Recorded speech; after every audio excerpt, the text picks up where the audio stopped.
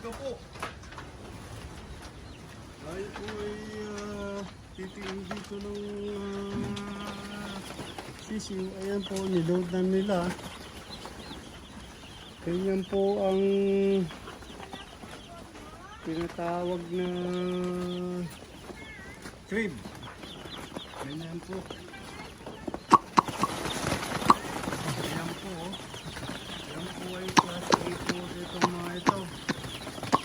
At nakikita nyo, napakaliliksi. Nakikita nyo po, nagagalawan. Ayan po, oh, maliliksi po sila.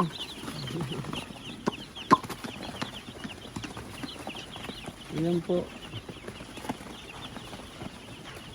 At ito naman po yung tinatawag na heater nila. Labhang po yan. Ganyan po. Napakausok lang pero malaki po ang matitipid nyo sa ganyan. Yan na po ngayon ang style. Yan po, may po yan. Kabilaan.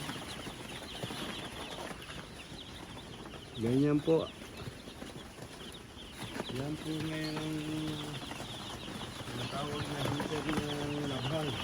Pag hindi mainit, arin, dislo ka naman. Pero pag insaktong init, galap ka pa. Gakalat daw. Pag sakto yung init. Pero pag nalamigan, dyan sila lahat.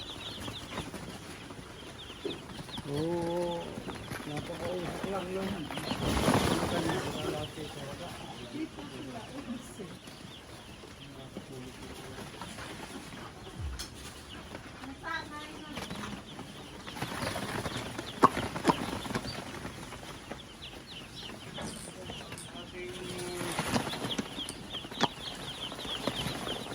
Yung tawag na crib.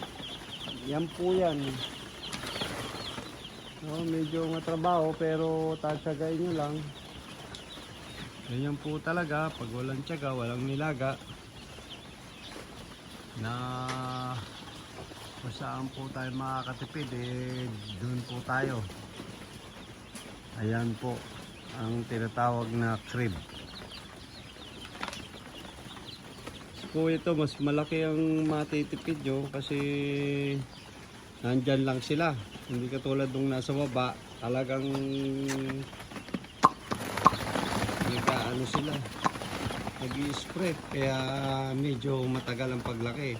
Pero pag nasa ganito, napakabilis po niyan lumaki. 15 days lang ano na, malalaki na. Class A po to. Diyan yung po malalaman, no? Pagka ano kayo, ayan, nagpaulpo kayo ng labi nyo, ayan, naggagalawan sila. Tignan nyo yung mga mata, talagang kumikilos na sabay-sabay. Sige, subukan mo. Ayan, no? Dito. Dito.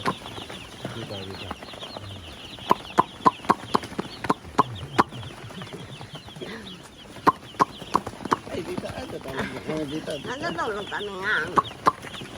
Dito. Kapagod na kami. Ay.